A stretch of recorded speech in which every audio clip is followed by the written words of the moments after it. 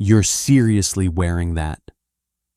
Her voice cut through the restaurant foyer like a blade, sharp enough that the guests at the bar turned to watch the humiliation unfold.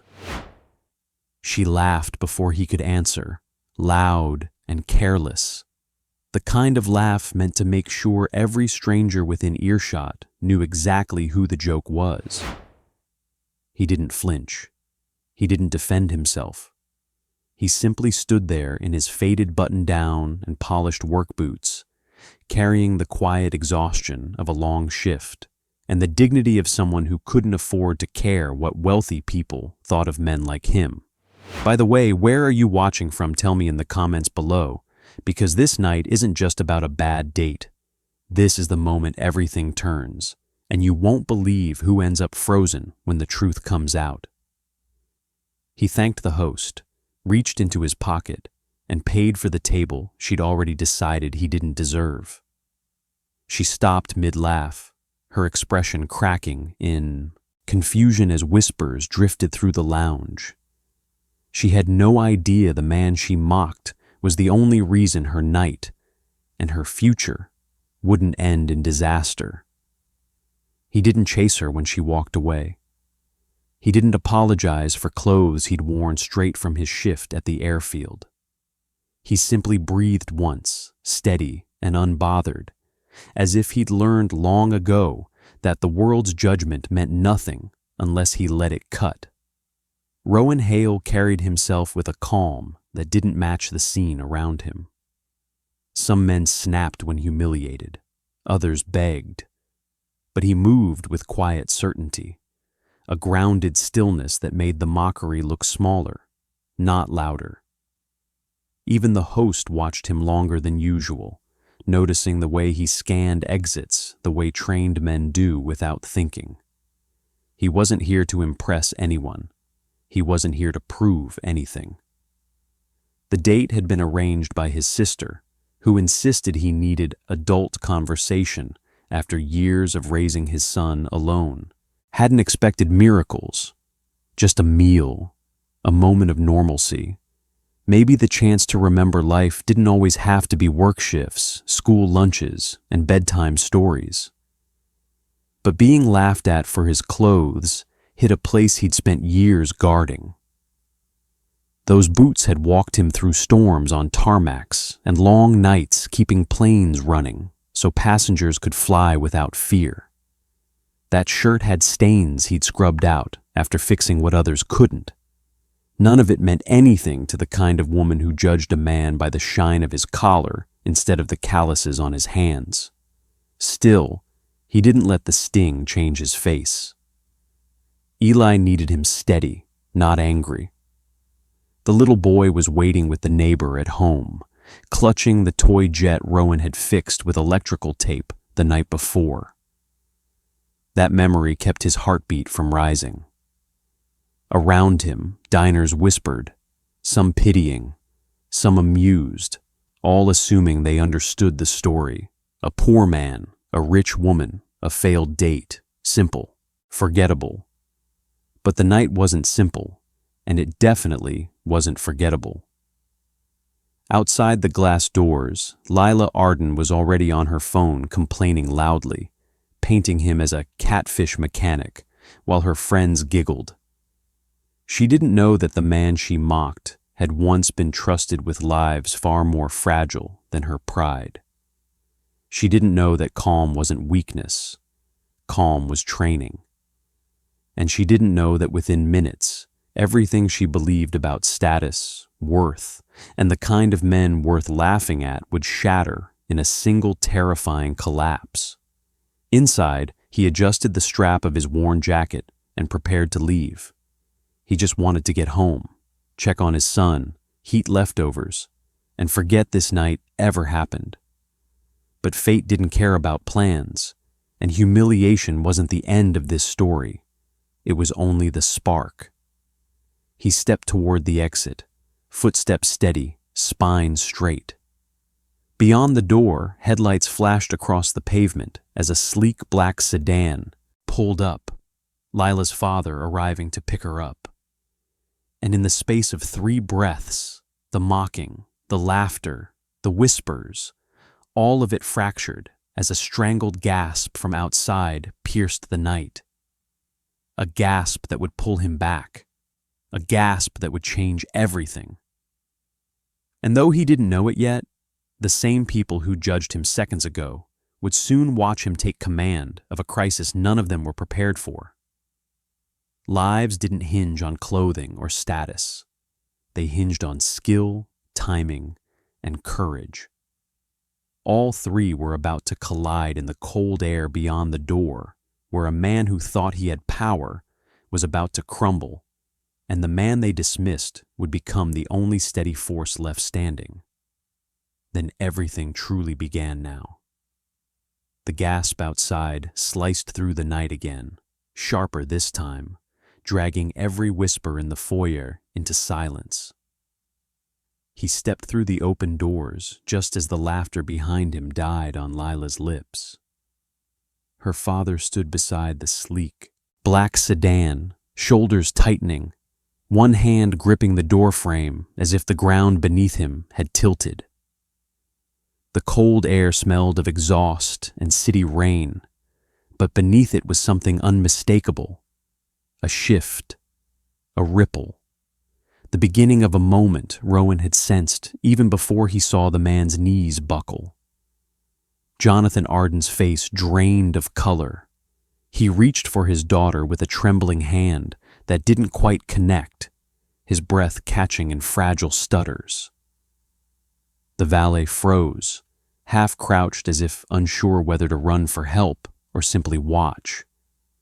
Lila's friends went quiet, the kind of silence that comes when people realize the night has turned into something they can't mock, can't control, can't laugh their way out of. Rowan didn't push forward, not yet. He studied the man's posture, the way his chest rose unevenly, the faint pulse hammering at his neck. Years of instinct awakened inside him like a muscle memory snapping taut. Lila was the first to scream. "Dad! Dad! What's wrong?" Her voice cracked, the confident tone from minutes earlier gone as panic curled through the air. The valet stuttered something about calling emergency services while another bystander stepped back, as if afraid to get too close. Rowan didn't look at them. He looked at Jonathan's eyes, unfocused, pupils tightening, breath shortening. A collapse from shock alone didn't look like this. This was deeper, sharper, and dangerously fast. He moved forward, steady but unhurried, the way trained responders do when panic around them turns chaotic. He knelt beside Jonathan just as the man's legs gave out completely. Rowan's hands moved on instinct, guiding the man gently to the pavement instead of letting him fall hard.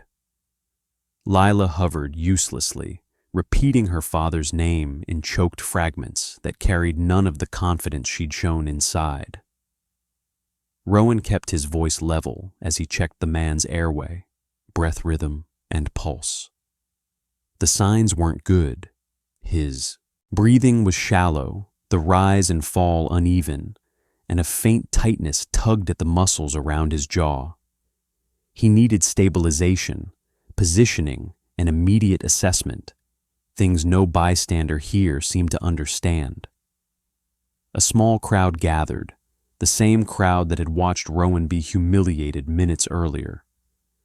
Their eyes were different now, wide, startled, searching him for answers. He gave short, precise instructions without raising his voice. "Get his legs steady, move that bag out of the way, give him space to breathe." People obeyed automatically, drawn to the quiet authority that wrapped around his words. Lila stared at him as if seeing him for the first time, guilt and fear colliding in her expression. The valet returned saying help was on the way, but Rowan could tell the man didn't understand how urgent this was. Minutes mattered. Seconds mattered. He braced Jonathan's head, adjusted his airway, and tracked every flicker in his breathing. Beneath the calm was the Same focus that had once carried him through rescue missions on airstrips lit by fire and smoke. None of these strangers knew that. To them, he was still just the man in the plain boots and the worn shirt, until this moment forced the world to look closer. Lila knelt across from him, shaking. Can he hear me?" Rowan didn't answer immediately. He was watching Jonathan's chest, the uneven rhythm settling into something slower. Not a good sign. He shifted the man's posture with practiced precision, creating a safer angle for airflow. "Talk to him," Rowan finally said. "It helps keep him responsive." His tone wasn't harsh, but it carried weight. She nodded quickly, brushing her father's forehead before whispering his name again, her voice cracking each time. Inside the restaurant, people pressed toward the windows, their earlier amusement swallowed by the gravity of what they were witnessing. A few stepped outside, hands covering their mouths. These were the same onlookers who'd smirked at Rowan's clothes. Now they watched him stabilize a powerful executive in the cold glow of streetlights, moving with the certainty of someone who knew exactly what he was doing. And slowly, word began to spread among the whispers. He wasn't panicking. He wasn't confused. He was taking control. Jonathan's breathing shuddered again, prompting Rowan to adjust his position once more. A woman stepped closer. "Do you know what you're doing?" It wasn't accusatory this time. It was hopeful. Rowan didn't look up. "Yes," he said simply. "Keep back. He needs space." No one questioned him again. Then, from somewhere behind the crowd, a faint siren cut through the air. Not close enough yet. Not soon enough. Rowan kept working, guiding each breath, monitoring each response, aware of every second passing. The reversal was beginning. The shift from ridicule to reluctant trust. Public exposure wasn't a future moment. It was unfolding right now under the restaurant lights, with every witness seeing exactly who he really was. And as Jonathan's pulse fluttered dangerously, Rowan leaned closer, ready to take command of the moment the instant the paramedics arrived. The man who'd been dismissed minutes earlier was now the steady force everyone depended on. Their eyes said it clearly. Their silence confirmed it. Everything had changed. The siren grew louder, still distant but steady, a thin ribbon of sound weaving through the tense silence that hung over the restaurant entrance. Rowan kept his focus on Jonathan's pulse, counting the faint rhythm beneath cold skin. It fluttered unevenly, a warning sign he recognized instantly. The crowd held its breath, waiting for something, anything, that would break the fragile moment. Lila stayed kneeling beside her father, one hand resting on his arm as if touch alone could anchor him. Her earlier arrogance had evaporated, replaced by fear that tightened her features and left, her voice barely more than a whisper. Is he getting worse?" she asked, looking at Rowan as though he were the only person capable of giving her hope. Rowan didn't answer with words immediately. He adjusted Jonathan's airway again, watching how the man's chest responded. The breaths came shallow, but they came. That was something. That was enough for now. Lila leaned closer, searching his face for clues, for reassurance, for anything that meant her father wasn't slipping away in front of her. The crowd behind him shifted, restless with worry. People who'd laughed earlier now stood frozen, unsure whether to step forward or stay back. A few whispered among themselves, repeating what they'd seen. How Rowan had moved. How he'd taken control without raising his voice. How the date who'd mocked him now relied on him completely. Every second deepened the transformation of the moment, sending the victory strategy's first wave of public exposure rippling outward. One man stepped closer. "Do you need anything?" His voice trembled with uncertainty. Rowan shook his head. "Not yet. Just keep people back." The man nodded and turned to the crowd, holding out his arms to create more space. It wasn't fear that made them step back. It was respect, shaky but unmistakable. Jonathan's breathing hitched again. Rowan leaned in, tightening his focus. The older man's eyelids fluttered, then stilled. Lila gasped, her hands trembling harder. "Dad? Dad, stay with me, please." Rowan kept his voice calm, steady in contrast to her panic. "Talk to him," he said again. "He hears you." She nodded and whispered her father's name, each repetition pulling at her voice. The siren drew closer, echoing off the buildings. Within moments, lights flashed at the end of the street, painting streaks of red and white across the pavement. Relief rippled through the crowd, but Rowan didn't shift his attention. Help arriving didn't mean the danger had passed. Not yet. Jonathan's pulse remained faint, and his breaths were shallow enough to send a sharp knot of concern through Rowan's chest. The ambulance stopped sharply at the curb. 2 paramedics rushed out, equipment bags in hand. They approached fast, expecting chaos, but instead found a circle already under control, led not by a doctor or a uniformed responder, but by a man in worn boots and a faded shirt. One paramedic knelt beside Rowan, glancing briefly at the man's posture, the way he supported Jonathan's neck, and the precision of his angle positioning. Recognition sparked. "You've done this before?" he asked quietly. Rowan didn't look up. "Yes. Airways unstable but responding to elevation. Pulse is thin. Possible cardiac distress with secondary shock." The paramedic nodded without hesitation. "Good call. Let's get vitals." His partner moved quickly, prepping equipment while studying Rowan with renewed respect. Lila looked from the paramedics to Rowan, stunned. This man she'd mocked, was stabilizing her father with the expertise of someone who'd saved lives before. Her breath shook with guilt and disbelief.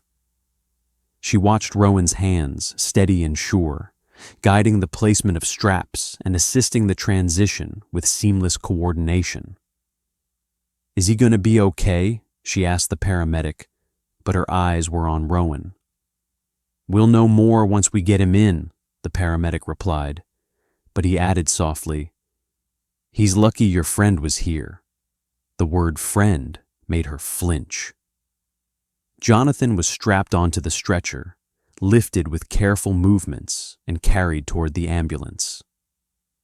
Lila hovered beside them, stealing glances at Rowan, her mind replaying every cruel word she'd spoken earlier. The laughter that had filled the foyer now felt like an echo from another lifetime, one she couldn't believe she'd been part of. Rowan stood back, letting the professionals take over. He wiped his palms on his pants, grounding himself. He'd done what he could. It was in their hands now. But the victory strategy pressed forward. Eyes followed him, murmurs rippled, and the weight of earlier judgment shifted into something heavier, realization. As the paramedics secured Jonathan inside the ambulance, one turned back. "Can you ride with us? Your assessment might help the attending physician." Lila's head snapped toward Rowan, hope rising. Rowan hesitated. Eli was waiting at home, but lives didn't wait. Responsibility didn't wait. And the memory of his son's toy jet reminded him what mattered. Doing what was right, even when it cost something. He nodded. "I'll come." Lila exhaled a shaky breath. Her eyes softened for the first time all night, full of gratitude she didn't know how to express. "Thank you," she whispered, the words catching, like they'd never been used properly before. Rowan didn't hold her gaze. "Let's go," he said quietly.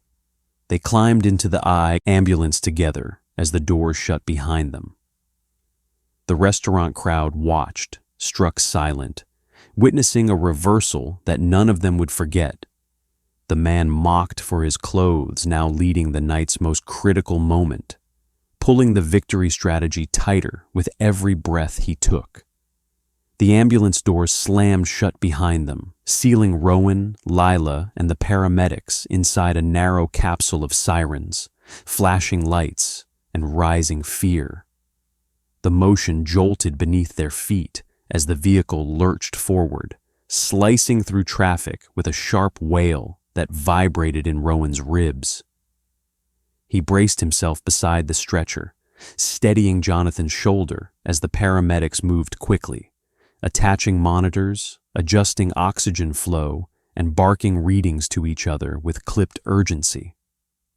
The confined space magnified everything: the smell of antiseptic, the rhythmic beeping, the tension humming through Lila as she stood clutching the metal rail.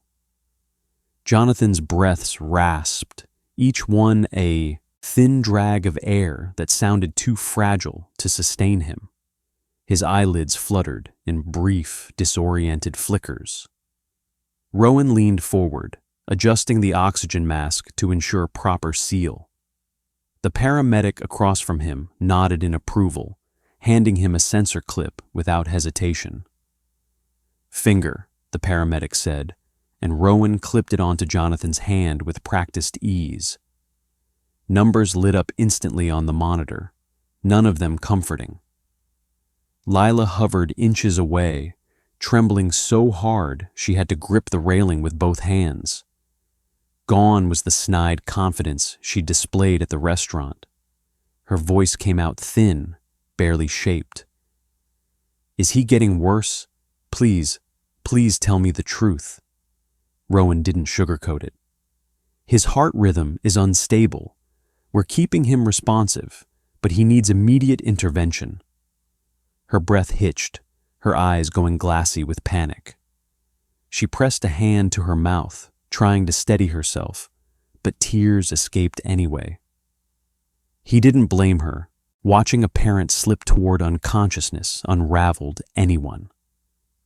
The driver shouted a warning through the small opening. "Traffic ahead, hold tight." The ambulance swerved, momentum shifting hard. Lila stumbled, nearly falling, but Rowan reached out instinctively, catching her arm before she hit the wall. The contact grounded her, and she nodded once in thanks, unable to speak through the trembling in her chest. The paramedic nearest Rowan looked up.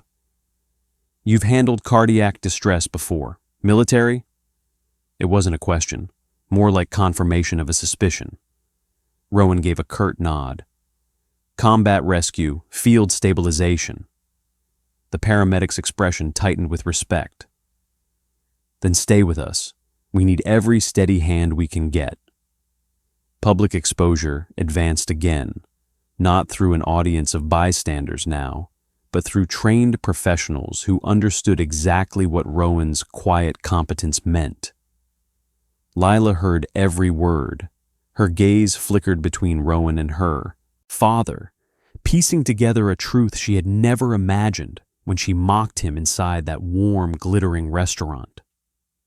Jonathan's chest convulsed suddenly, sending the monitor into a stuttering alarm.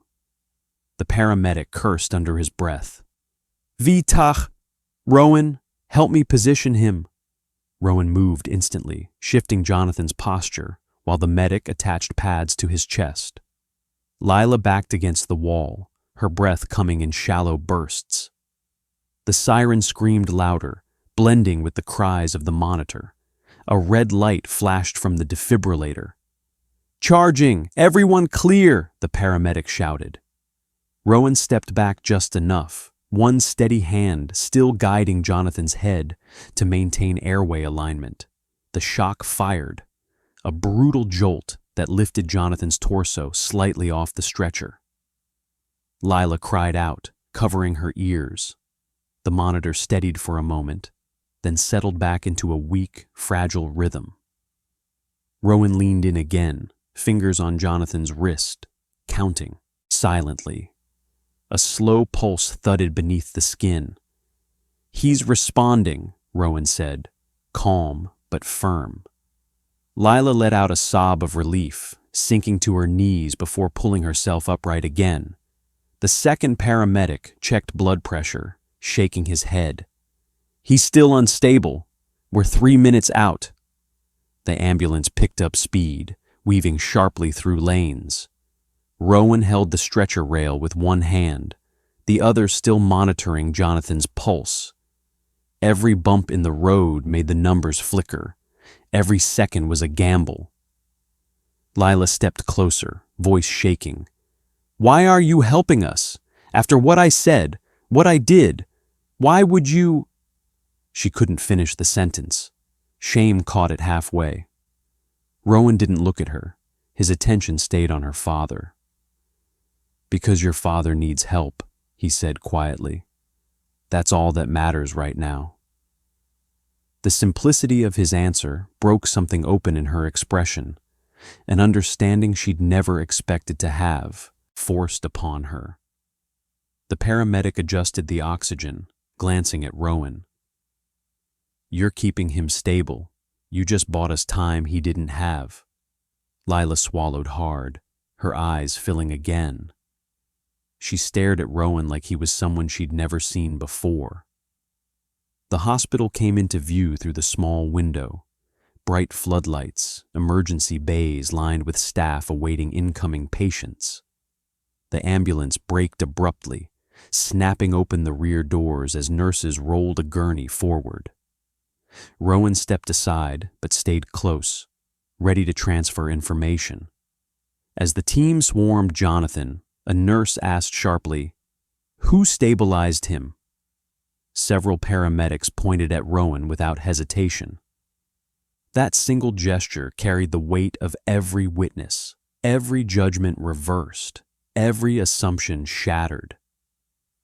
Lila watched as her father disappeared through the sliding doors, surrounded by professionals who now looked at Rowan with something bordering on awe. She turned to him, swallowing hard. "Please, come inside. They'll need your report." Rowan exhaled once, slow and steady. The night had turned completely. The victory strategy tightened its grip. Public exposure unfolding again in a new, sterile, fluorescent-lit arena. He followed her into the hospital, footsteps quiet but sure. The automatic doors slid open with a hiss as Rowan followed Lila into the bright, sterile hallway of the emergency wing. Nurses rushed past with clipboards and carts, calling updates to one another while the intercom buzzed overhead. Lila stayed close beside him, her steps uneven, as if the floor beneath her was shifting with every breath.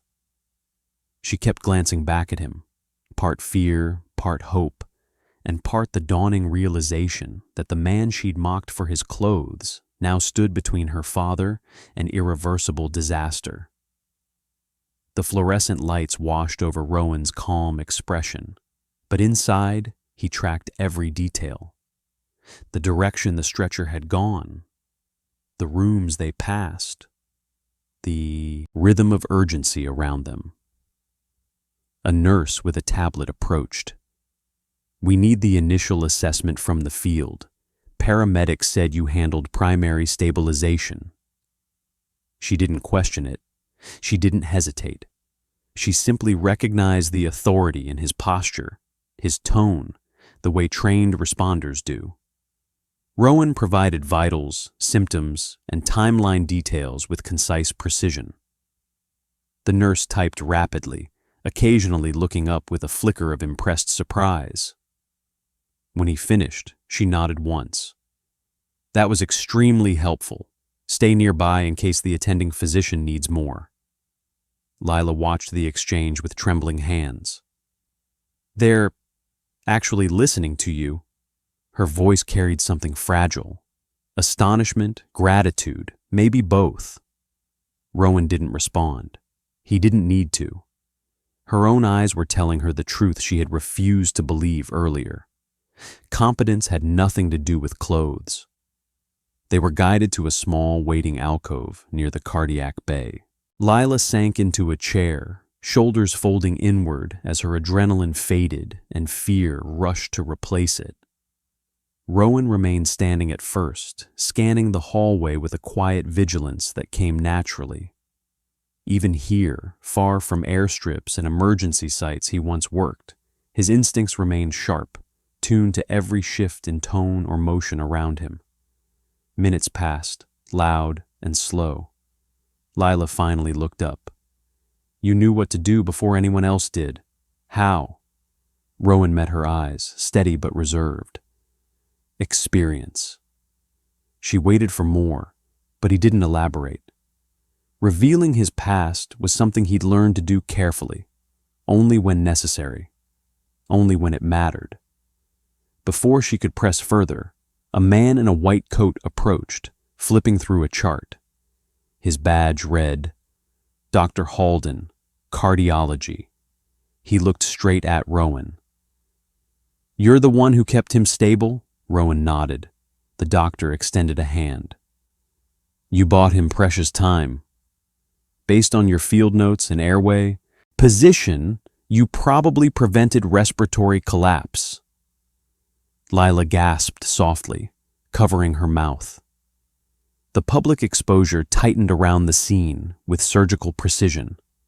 Medical staff acknowledging Rowan, validating every action he'd taken in front of the very woman who had discarded him minutes earlier. Dr. Halden turned to Lila. "Your father is undergoing emergency intervention. It'll be a bit before we have definitive results." She nodded shakily, whispering, "Thank you." The doctor returned his attention to Rowan. "Stay close. If he regains partial consciousness, he may respond to a familiar voice from the field. I'll update you." The implication was clear. Rowan wasn't just a bystander in their eyes. He was an essential part of the chain of care. When the doctor left, Lila exhaled shakily.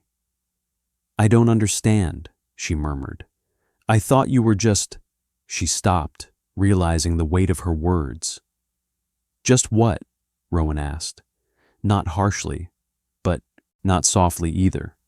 She swallowed. "Just a mechanic coming from work. Someone who didn't belong in a place like that." Shame colored her face. "I didn't even give you a chance." Rowan lowered himself into a seat across from her, leaning forward slightly. "You judged based on what you saw. People do that." He didn't let bitterness seep into his voice. He didn't need to. The night itself had already served the lesson better than anger ever could. She held his gaze, her voice trembling. "But you saved him. You saved my father." Rowan shook his head. "I helped stabilize him. The team here will save him." The humility in his tone landed heavier than pride ever could. Lila wiped the corner of her eye, emotion slipping through the cracks she couldn't patch fast enough. Silence stretched between them until a small metallic sound broke it. Something slid from Rowan's jacket pocket and fell to the floor. A tiny, slightly worn toy jet. Lila blinked, surprised. Rowan picked it up gently, brushing off the dust with his thumb. "My son's," he said quietly. "Eli. He likes when I carry it, says it keeps me safe." The emotional grounding shifted. A man mocked for simple clothes now revealed the depth beneath them. A father raising a child alone, navigating work and exhaustion and grief with a kind of strength she'd never had to understand. Lila's voice softened. "You're a single dad?" Rowan nodded. 7 years old, smart kid, loves planes, wants to build them someday." His smile was faint but real, touched with the warmth only a parent's pride could bring.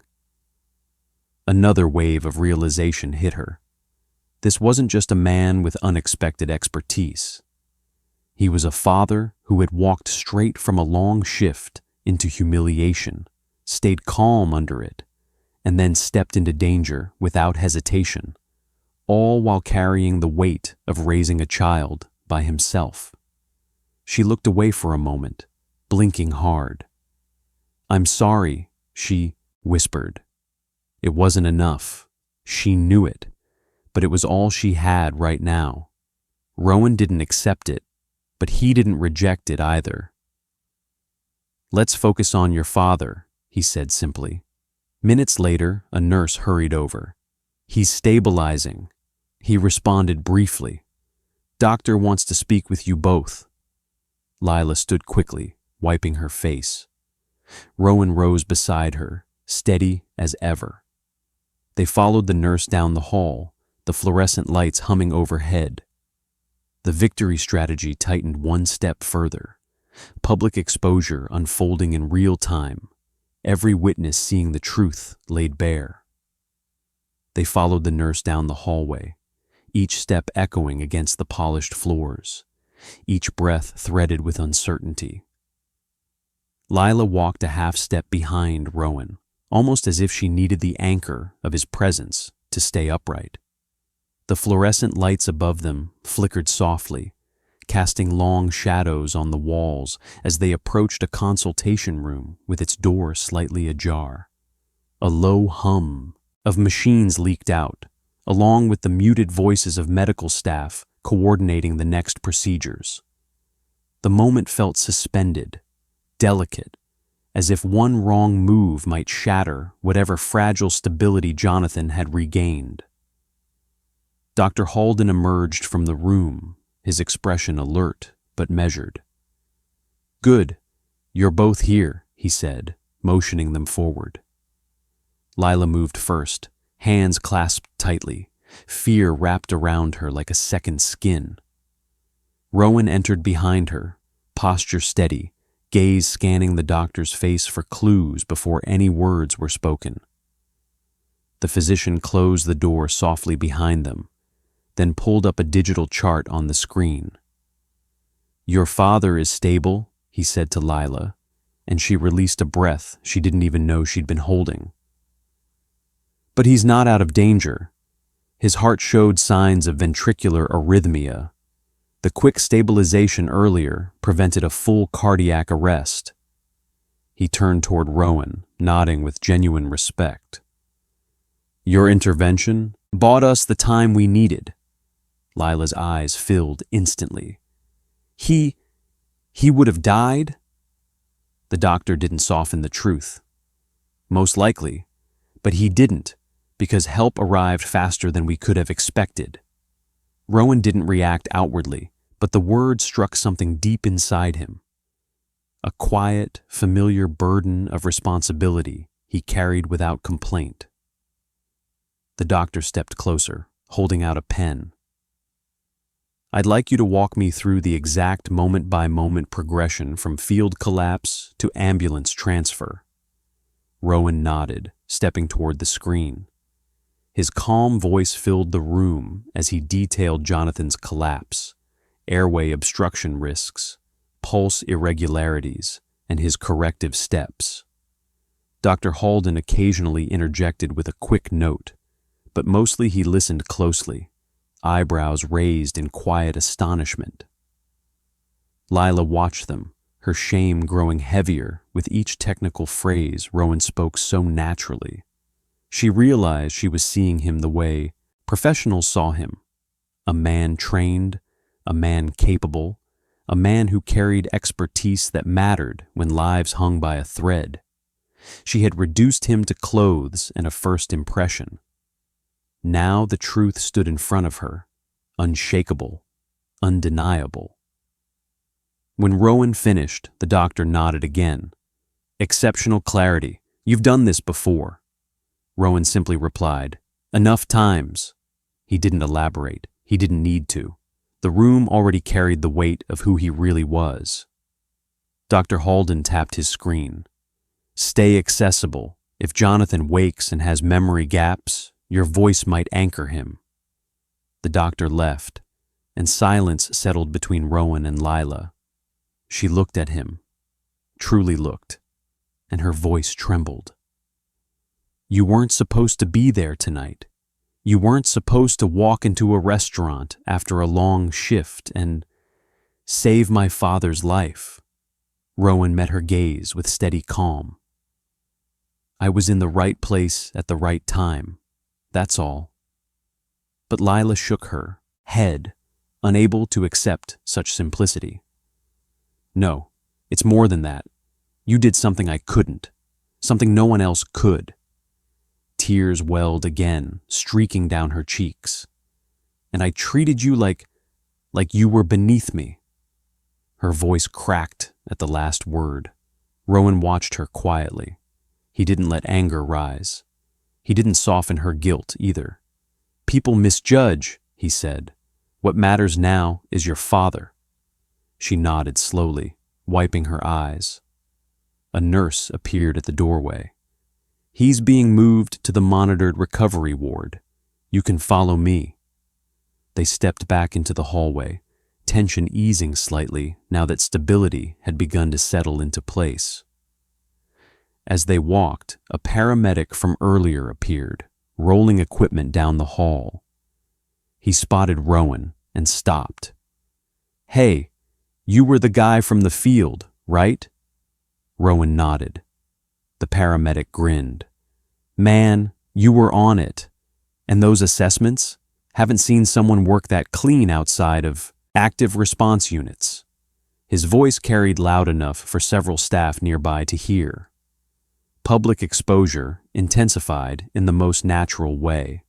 Professionals praising Rowan in front of an audience of nurses, aides, and Lila herself. The paramedic continued. "Didn't realize who you were until my partner mentioned the rescue brief from years back. You're that guy, right? From the crash landing off the coast?" Lila's eyes snapped toward Rowan, stunned. Rowan's jaw tightened slightly, not in embarrassment, but in reluctant acknowledgement. "A long time ago," he said quietly. The paramedic shook his head in admiration. "Well, tonight just confirmed it again. You saved another one." He rolled away, leaving a ring of silence behind him. Lila swallowed hard, voice trembling. "Crash landing? Rescue brief? You've saved people before." Rowan didn't boast. "I did my job back then. I do what I can now." They reached the recovery ward where Jonathan lay, connected to monitors, pale but stable. Lila approached the bedside, gripping her father's hand. Rowan stayed at the doorway, giving her space. The soft beeping filled the room, steady and reassuring. The transformation in Lila's expression was unmistakable, fear blending with recognition, humility overtaking arrogance. She turned back to Rowan, her voice barely above a whisper. "Thank you for giving him another chance." Rowan nodded once. "Let me know if you need anything." The victory strategy pulsed steadily through the moment, public exposure deepening, poetic justice unfolding, each beat tightening around the truth the night had revealed. Rowan remained at the doorway for a moment longer, watching Lila cling to her father's hand with a trembling mix of relief and guilt. The steady beeping of monitors filled the room, a rhythm that signaled stability rather than danger. And for the first time since the restaurant foyer, the air no longer felt like it was tightening around everyone's lungs. Rowan took a slow breath, grounding himself. He had seen scenes like this in his past life, families hovering between hope and fear. But it always carried weight, no matter how many times he experienced it. He stepped farther into the room when Lila looked up again, silently asking him not to leave just yet. He stayed near the back wall, keeping himself small, careful not to intrude on a moment that belonged to her. Jonathan's hand shifted slightly in hers, a minimal movement, but enough to make her gasp. "Dad, can you hear me?" she whispered. The movement was faint, more reflex than conscious response, but it reassured her. Rowan watched quietly, arms crossed, staying close in case the medical team required more information. A nurse entered, checked vitals, and made a note on her chart. She gave Rowan a respectful nod before leaving. Lila followed her with her eyes, then turned back to Rowan, the weight of everything pressing on her chest. "You didn't have to follow us here," she said softly. "Most people would have left once the paramedics came. You didn't owe us anything." Rowan shrugged. "Your father needed help. That's all that mattered." Lila exhaled shakily. "I misjudged you," she whispered. "And not a little, I mean completely. I judged you the second I saw your clothes, before I even heard you speak." Rowan let her speak, the confession thick in the air. "I was rude and cruel, and I didn't think about how my words landed." She looked at her father's hand. "Then all this happened, and you never threw it back at me." Rowan answered carefully. "People misjudge. Tonight just made you see yours faster." "It wasn't meant to wound, only to be honest." She nodded slowly, accepting the sting. "I keep replaying everything I said, and how wrong I was." Rowan gave a faint nod. "You're seeing the full picture now." Her eyes fell on the toy jet in his hand. "Your son, does he know what you used to do?" Rowan brushed a thumb over the chipped wing. "He knows some. He knows I used to help people in dangerous places. I tell him the simple version." "He must be proud of you," she said. Something like a smile tugged briefly at his mouth. "I try to give him someone worth looking up to." The emotional grounding deepened. A man defined not by clothes, but by discipline, sacrifice, and fatherhood. Lila felt every layer of it, each one reshaping her earlier assumptions. They sat in a quiet stillness for a moment, the hum of hospital machinery filling the space between them. Lila found herself studying the calm in Rowan's posture, the steadiness in his breathing, the way he seemed to hold chaos without letting it touch him. For the first time all night, she wondered what it must have cost him to gain that kind of composure. What he'd endured, what he'd lost, what he carried even now without complaint. She swallowed hard, realizing how different the night could have been if Rowan hadn't stepped forward. The thought twisted in her chest, fear, gratitude, and a dawning respect that felt almost overwhelming. Without him, her father might not be lying safely in this room. She wiped a tear quickly, hoping he didn't notice how deeply that truth affected her. A sudden commotion in the hallway drew their attention. A cluster of people, restaurant staff, appeared at the ward entrance. The host, a bartender, and a server whispered urgently to a nurse, gesturing toward Rowan. Moments later, the nurse brought them in. The host stepped forward. "We told the doctor what happened," he said. "They asked us to confirm details." The bartender added, "Sir, everyone saw you. No one else knew what to do, but you stepped in like it was instinct." Lila watched in awe as each staff member recounted the scene. How Rowan had moved, how he issued instructions calmly, how he took command without hesitation. Public exposure widened, shifting the room's entire energy. A nurse turned to Rowan. "The attending wants you to stay nearby. Your presence might help when he wakes." The recognition tightened the victory strategy's hold, carving the reversal deeper. Lila looked up at him. "They respect you." Rowan shook his head. "Right now, they just want your father to recover." But she saw it clearly now. Respect wasn't something he demanded. It was something he carried quietly until the world finally saw it.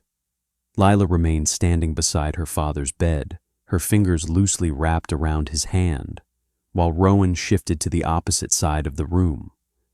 The soft glow of the cardiac monitors painted faint green reflections across his jacket, each pulse on the screen reminding him why he had stayed. The silence between them was different now. No tension, no embarrassment, only a fragile gratitude neither quite knew how to name. Jonathan stirred slightly beneath the blankets. The movement was small, but enough for Rowan to step forward instinctively, his training pushing him toward any sign of change. Lila straightened, brushing her hair back as if preparing herself. Jonathan's uneven breath sharpened the air for a moment before settling again. Rowan watched the rise and fall of his chest, each detail registering automatically. Lila noticed the way Rowan monitored everything. "Does it ever stop?" she asked softly. "The instinct to watch like that?" Rowan kept his eyes on the monitor. "Not really. Once you've been responsible for people in their worst moments, you don't forget how." His voice wasn't dramatic, just honest. Lila's shoulders lowered, respect threading deeper. A nurse entered with a chart. "We're updating his labs and prepping for reevaluation." Then her eyes shifted to Rowan. "Dr. Halden wants your input when he checks him again." The acknowledgement wasn't loud, but enough for Lila to hear. Enough to remind her that Rowan's presence mattered. Lila sat beside the bed. "Everyone keeps saying you saved him." Her gaze drifted toward him. "Did you really lead a rescue? The crash landing?" Rowan exhaled. "Years ago, complicated mission." He didn't elaborate. "But it's who you are," she murmured. "Not the clothes. This." She gestured to her father. Rowan didn't respond, but something flickered in his expression, an old burden resurfacing. He adjusted Jonathan's pillow, hands steady, motions practiced. Lila watched, her chest tightening at how close she'd come to walking away from the person now holding her world together. The lights dimmed into the hospital's late-night routine. Hallway footsteps softened. Rowan finally sat across from her, posture straight, gaze steady. "You don't have to stay," she whispered, betraying she didn't want him to leave. Rowan kept his eyes on Jonathan. "I'm not leaving while he's unstable." Her breath trembled at the simplicity of it. Minutes stretched, the monitor pulsed. Rowan leaned forward. "Your father's strong. He fought longer than most." Lila swallowed. "We haven't been close. Arguments. Distance." Her voice cracked. "I thought I had time to fix things." "You still do," Rowan said. "He's here. He's fighting." She wiped a tear. "Why were you on a blind date?" Rowan blinked. "My sister insisted. Says I don't get out enough." Lila let out a quiet laugh. "And instead, you ended up saving a man you didn't know." Before he could answer, Dr. Halden appeared. "Good, I need you both." They followed him into the hall. Charts lit the screen. "He's responding well," the doctor said. "But he may wake disoriented. Rowan, I need you nearby. He reacted to your voice in the ambulance." Lila's eyes widened. "He did?" Rowan nodded. "People hold on to whatever guides them." The doctor moved on, leaving them in the quiet corridor. They walked back toward the room, neither speaking at first. Lila kept glancing at Rowan, trying to reconcile her first impression with everything she knew now. She finally spoke. "Tonight changed everything." Rowan slowed. "People change things, not moments." She stopped near the doorway. "When my father wakes up, will you be there?" Rowan met her gaze. "If he needs me, yes. If you need me, yes." She exhaled shakily, grounding herself against the doorframe. I don't know how to repay you. Rowan shook his head. You don't owe me anything. But I want to, he paused. Then make different judgments moving forward. Not just about me, about anyone. Lila nodded, the lesson settling deep. They stepped back into the room where Jonathan's breathing had grown steadier. Rowan resumed his quiet watch, the same patient vigilance he'd shown all night. Lila sat beside her father, feeling safer simply because Rowan remained in the room. And for the first time since the evening began, she didn't feel alone. Jonathan's breathing had settled into a steady rhythm, the soft rise and fall of his chest illuminated by the dim hospital lights. Rowan stood near the window now, arms folded loosely, eyes tracking the subtle shift of shadows moving along the floor. Lila sat beside her father, but her gaze drifted often toward Rowan, as if she still couldn't quite believe the contrast between the man she'd mocked and the man standing there now, quiet, competent, unwavering. Hours had passed since the restaurant, yet the night felt suspended, stretched thin by fear, gratitude, and an unspoken awareness between them. A soft groan pulled their attention back to the bed. Jonathan's fingers twitched, his eyelids trembling faintly before opening halfway. Lila gasped, leaning forward. Dad? Dad, can you hear me? Her voice broke at the edges. Jonathan blinked slowly, unfocused, trying to make sense of the blurred shapes around him. Rowan stepped closer, instinctively lowering his voice. Jonathan, you're in the hospital, he said. You collapsed at the restaurant, but you're stable now. Jonathan's gaze drifted toward the familiar tone, his fingers curling weakly toward the sound. Lila covered his hand with hers, tears building in her eyes. You're okay, she whispered. We're right here. A nurse hurried in, alerted by the change in vitals. She checked the monitors, then smiled. He's waking up nicely. But it was the way she acknowledged Rowan, the subtle nod of appreciation that reinforced the truth of the night. Every professional in the building knew his role in this outcome. Jonathan tried to speak, but the words came out as a faint rasp. The nurse held a cup with a straw near his lips. Small sip, he complied, exhaling shakily afterward. His eyes opened wider, gaining clarity. When he looked toward Rowan again, recognition flickered. Not of the man, but of the steady voice that had guided him through panic and fading consciousness. You, he whispered. You helped me. Rowan nodded once. You're safe now. Lila pressed a shaking hand to her mouth. Hearing her father acknowledge Rowan, even in weak fragments, cracked something fragile inside her. The reality of what nearly happened, and who prevented it, landed hard. The nurse left to inform Dr. Halden, giving them a moment alone. Jonathan looked between his daughter and Rowan, confusion slowly clearing. What happened? Lila swallowed hard. You collapsed. Rowan kept you alive long enough for help to arrive. Her voice trembled. If he hadn't been there... Jonathan stared at Rowan with growing understanding. Thank you, he whispered, voice roughened but sincere. Rowan shook his head. Just did what was needed.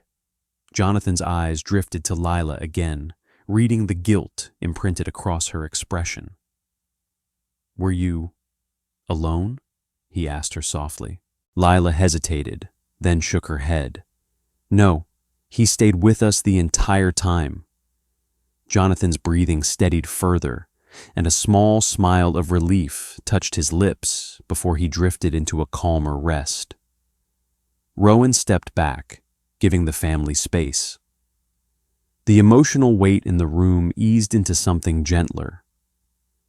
Minutes later, Dr. Halden arrived with 2 nurses. Good, he said, after checking the monitors. "He's stabilizing exactly as we hoped." Then he turned to Rowan. "Your initial intervention set this entire recovery in motion. We're very aware of that."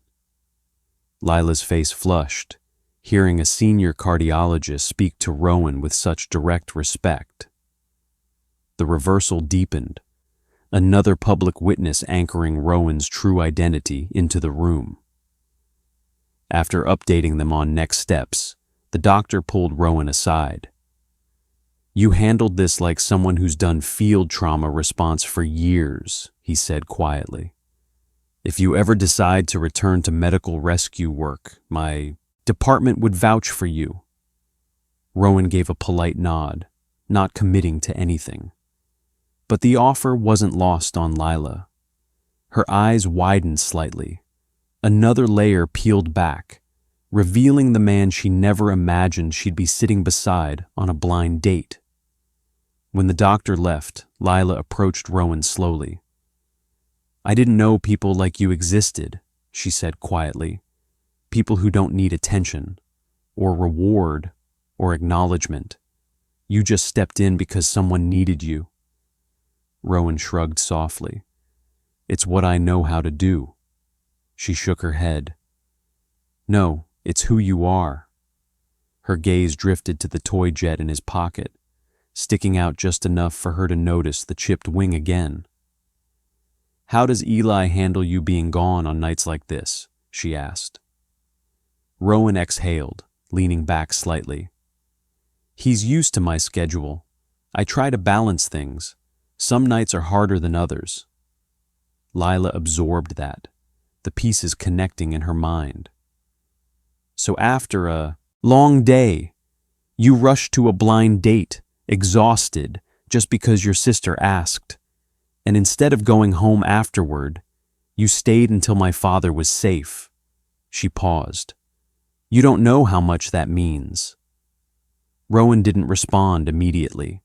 His eyes stayed fixed on Jonathan, the steady heartbeat on the monitor dictating his priorities more than conversation. The silence grew comfortable again, no longer awkward, but full of clarity. In the hallway, footsteps approached. The restaurant manager stepped inside the waiting area, accompanied by the host from earlier. Both spotted Rowan and walked directly toward him.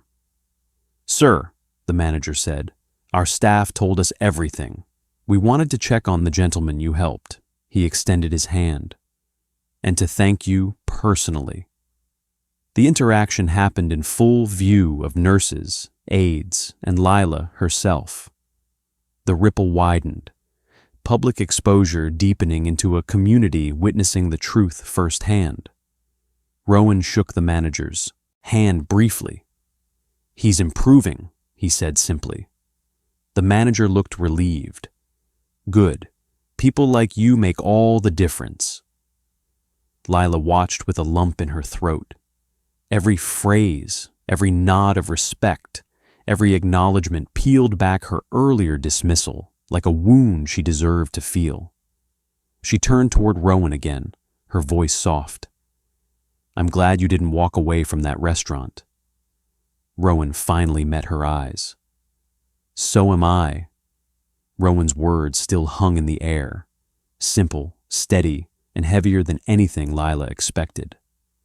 "So am I." She held on to that sentence as if it were something warm in a cold room. Her father rested again, breathing evenly, the monitors casting soft, rhythmic glows across the room. The restaurant manager thanked Rowan one last time before stepping out with the host, leaving a trailing hush in their wake. Lila moved closer to Rowan, drawn not by obligation, but by something quieter, something she didn't want to examine too closely yet. "They all keep thanking you," she murmured, "but it still feels like it isn't enough." Rowan shook his head. "Your father's alive. That's what matters." His tone was calm, but his eyes remained alert, scanning Jonathan's vitals, checking for changes only he seemed instinctively equipped to detect. A nurse re-entered with updated charts. "We're monitoring him closely," she said. Then she turned to Rowan again. "Dr. Halden will want your insight before the next stage." Lila watched the exchange with a strange ache in her chest. Pride mixed with remorse, admiration intertwined with the lingering sting of her earlier mistakes. When the nurse left, silence fell again. Rowan moved to adjust the blanket around Jonathan's arm, ensuring the IV lines weren't tangled. Even the smallest motions carried precision, the kind that only years of training or years of responsibility could carve into a person. Lila noticed it more with every passing second. "You carry yourself like someone who spent his life stepping into chaos," she said, quietly. Rowan didn't deny it. He only looked at her and said, "Some people run toward it because others can't." She swallowed, absorbing that. "And yet, you walked into a blind date tonight. That's almost the opposite of chaos." His lips tugged at a faint, reluctant smile. "Chaos can find you anywhere." Lila let out a soft exhale that almost turned into a laugh, but emotion caught it halfway. She stared at her father for a long moment, her voice cracking. "I honestly don't know what I would have done if he—" She couldn't say the rest. Rowan finished it for her, gently, not unkindly. "You didn't lose him. That's what matters." A rustle came from the hallway. A group of nurses whispered, glancing toward the room before dispersing. Rowan pretended not to notice. Public exposure was growing again. Not loud, not dramatic, but steady, inevitable. Word traveled fast in hospitals.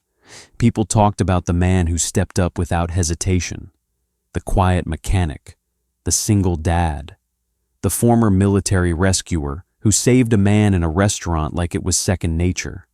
Lila sat back down, eyes drifting to the toy jet peeking from Rowan's pocket.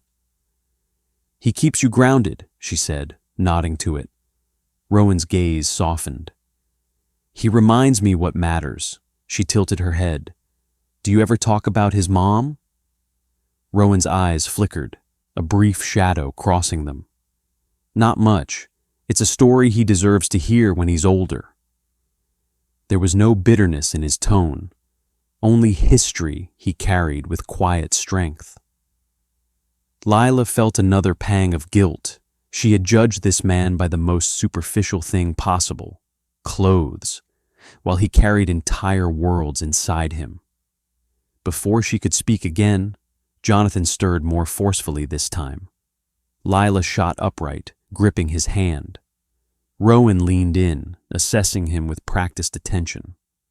Jonathan's eyelids fluttered open again, fuller now, more awake. He struggled to adjust his breathing until Rowan spoke. "You're okay," Rowan said, voice low. "Just focus on the sound. You're safe." Jonathan's breathing gradually steadied, aligning itself with Rowan's cadence. Lila blinked back tears. The link between her father and this man, this stranger she had dismissed, felt undeniable. Jonathan managed a faint whisper. "My heart?" Rowan nodded. "It scared us, but you're stable now." The older man swallowed, eyes drifting to his daughter. "You're here." Lila squeezed his hand tightly. "Of course I'm here."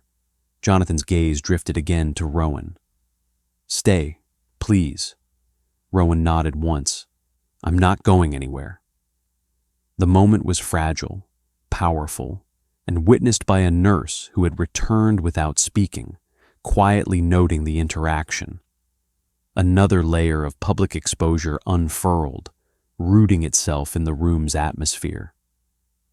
When she left, Lila whispered, "He trusts your voice. He trusts you."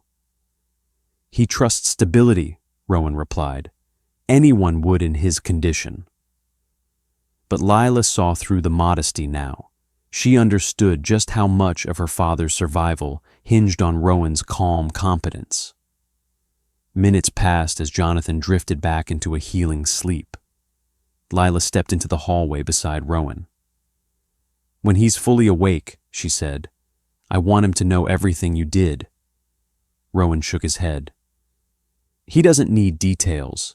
He just needs to recover." Lila's voice tightened. "No, he deserves to know the truth, and so do I." He didn't respond right away. He looked down the hallway instead, watching nurses move between stations. "Sometimes the truth is complicated," he murmured. "That doesn't make it any less true," she said gently. Her eyes held his longer this time, long enough that the tension between them softened into something warmer, something neither wanted to acknowledge yet. A nurse approached again. "Dr. Halden is ready for the next evaluation. He asked for both of you." Rowan nodded, stepping forward. Lila followed, but before they reached the exam room, she spoke softly. "Rowan, whatever comes next, you're not alone in it." He paused, turning slightly toward her. "Tonight isn't about me." But Lila shook her head. "You made it about all of us." The victory strategy tightened deeper, public exposure shifting toward emotional exposure. The reversal was no longer just external, it was personal now, meaningful. They stepped into the next room together. They entered the evaluation room together, the door closing softly behind them, as Dr. Halden prepared new scans on the monitor. The dim lights hummed overhead, casting a soft shadow on Jonathan's chart. Rowan stood behind Lila, posture steady, eyes focused. Lila remained close enough to feel the quiet assurance radiating from him. It grounded her, not just because he had saved her, father, but because every moment since had shown her who he truly was. Dr. Halden gestured them closer. "His heart rhythm has improved significantly," he began, pointing at the screen. "The next several hours will still require strict monitoring, but the danger has passed." Lila let out a shaky breath, covering her mouth as tears welled up again. Rowan's gaze softened. Though he didn't reach for her, he didn't need to. His presence was enough. The doctor continued. "His responsiveness earlier indicates neurological function is stable. When he wakes fully, he will likely remember fragments of the ambulance. Possibly your voice," he added, nodding toward Rowan. Another quiet acknowledgement. Another layer of public respect. Lila looked back at Rowan, her expression full of gratitude that words couldn't hold. He nodded slightly, accepting it without basking in it. Their eyes lingered before she turned toward the doctor again. "Can we see him now?" she asked. "Of course," Halden replied. "But I want one of you to press the call button if anything feels off. Even a slight change matters." They walked back into Jonathan's room together. The steady monitor beeps filled the quiet like a heartbeat guiding them. Jonathan lay resting, chest rising gently, breaths no longer strained. Rowan resumed his familiar place near the corner, watchful but unobtrusive. Lila settled beside her father, brushing her hand through his hair the way she had when she was a little girl. For a while, no one spoke. Silence had become a companion, not a burden. After several minutes, Lila finally turned to Rowan again. "What you told me earlier," she said softly, "that moments don't change everything. You're wrong." Rowan lifted an eyebrow, waiting. "Tonight changed something in me," she continued, "and I don't just mean how I see you. I mean how I see myself." Rowan looked at her, genuinely curious. "How do you see yourself now?" "As someone who was cruel without realizing it," she whispered. "As someone who let a shallow judgment define a person she hadn't even met." her voice trembled. And as someone who doesn't want to be that way anymore. Rowan didn't look away. Then that's already a step forward. She let out a breath, eyes glistening. But you're steady even when things fall apart. You're calm when others panic. You're different. I'm just doing what I know, he said quietly. And what you know saves people. He didn't deny it. He didn't boast either. That humility only deepened her respect. Jonathan shifted again, eyes fluttering open. This time he stayed awake longer, gaze more focused. "Lila," he murmured. She leaned forward quickly. "I'm here, Dad." His attention drifted to Rowan next. Recognition clicked again, stronger now. "And you," he whispered, voice still thin. "Thank you." Rowan stepped closer. "Rest. You're doing well." Jonathan swallowed, nodding faintly. "You sound familiar. From ambulance." "You held on," Rowan replied. "That's what matters." A nurse entered to check vitals. "Good progress," she said, smiling at Jonathan before turning to Rowan. "He stabilizes every time you speak. That's not common." Lila's eyes flicked toward Rowan with a subtle, meaningful realization. Even now, people publicly acknowledged his impact. Public exposure wasn't explosive. It was steady, undeniable, woven through each witness in this hospital. The nurse left, and Jonathan looked between the two of them. "You've been here the whole time?" he asked Rowan. "Yes," Rowan said simply. Jonathan's expression softened. "My daughter, she tends to judge quickly." Lila winced, guilt flashing across her face. Jonathan's voice warmed. "But she also learns quickly." Rowan gave a faint nod. "She's been here for you. That's what matters now." Lila squeezed her father's hand. Jonathan drifted back to sleep, his breathing stable, his pulse strong. When the room settled again, Lila rose and stepped toward Rowan. "Can I ask something?" "Of course," he said. "Why did you leave that life?" she asked quietly. "The rescue work, the missions." Rowan looked at the toy jet in his pocket, then back at her. "Eli," he said. "He needed someone who came home at night, someone dependable, someone alive." His voice dropped, carrying quiet scars. "After his mother died, he needed stability, and I needed to be the one who gave it to him." Lila blinked rapidly, emotion catching her off guard. The picture grew clearer. Rowan wasn't just a trained rescuer. He was a man who had rebuilt his life around protecting his son. She whispered, "I judged you by your clothes. You live by your choices."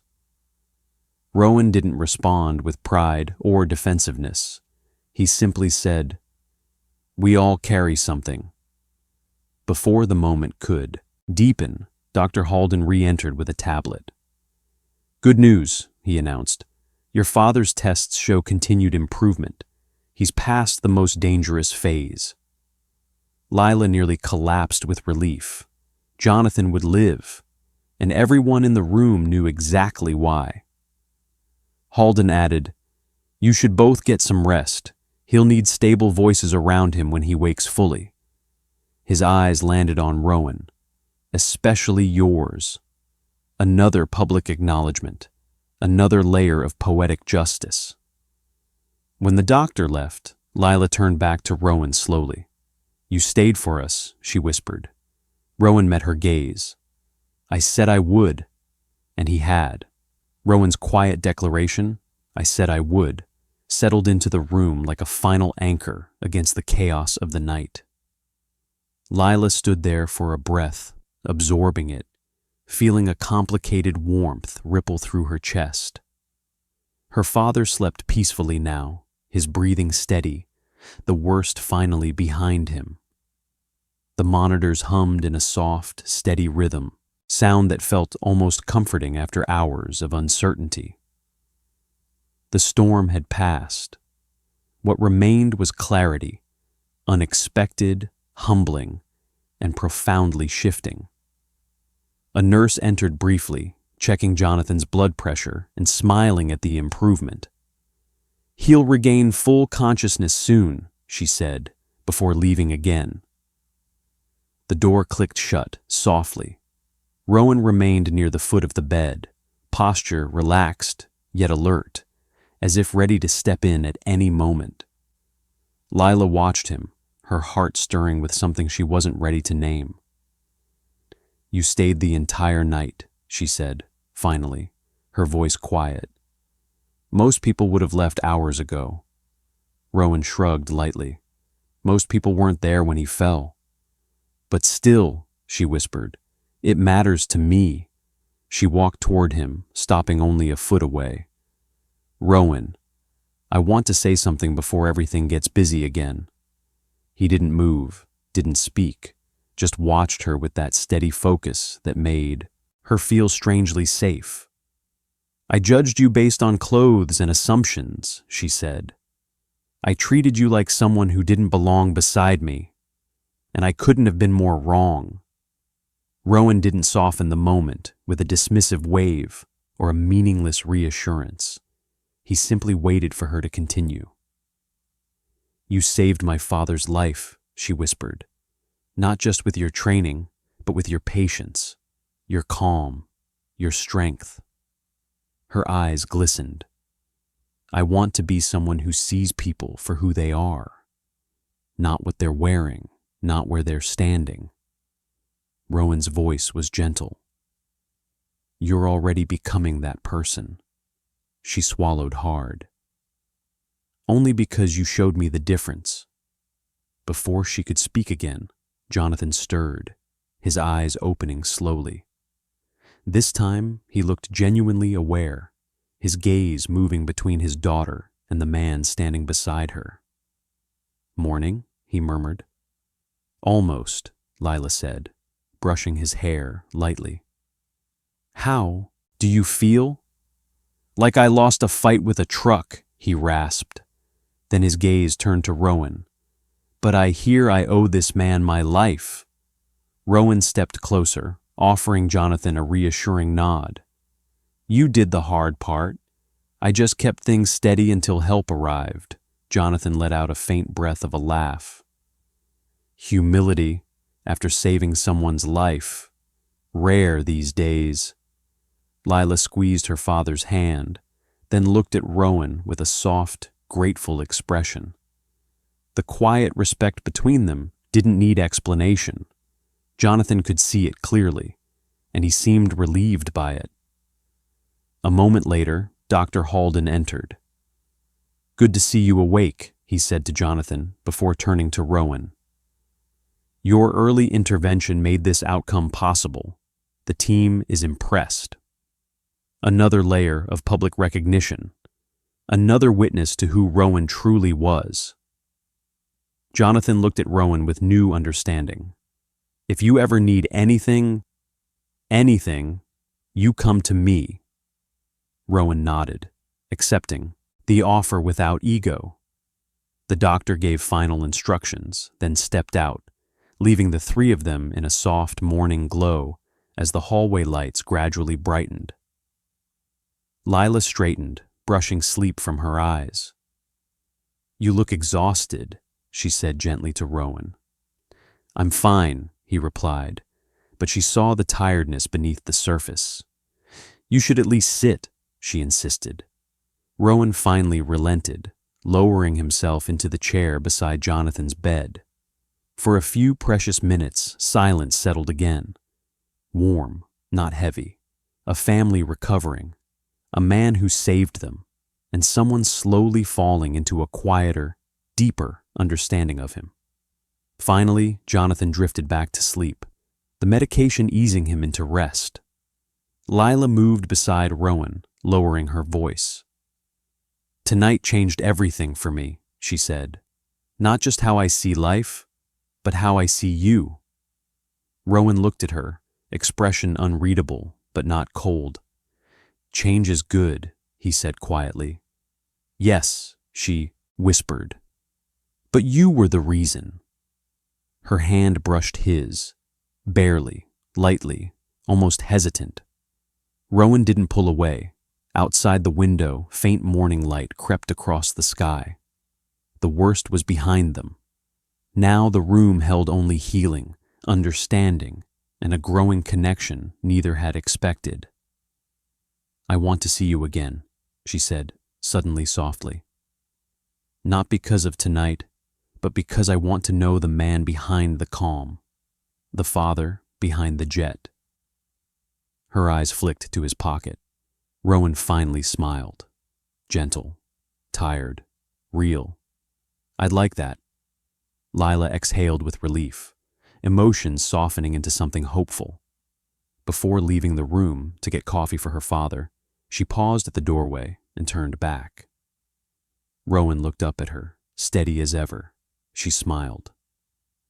Thank you for being exactly who you are. When she disappeared into the hallway, Rowan leaned back in the chair, exhaustion finally catching up to him. But there was something else beneath it. Something warm, something grounded. For once he wasn't walking away from chaos alone. The monitors hummed softly. Jonathan slept peacefully, and Rowan allowed himself a rare moment of stillness. If this story moved you, do one thing for me. Hit like and subscribe so we can keep bringing you powerful stories that stay with you long after they end.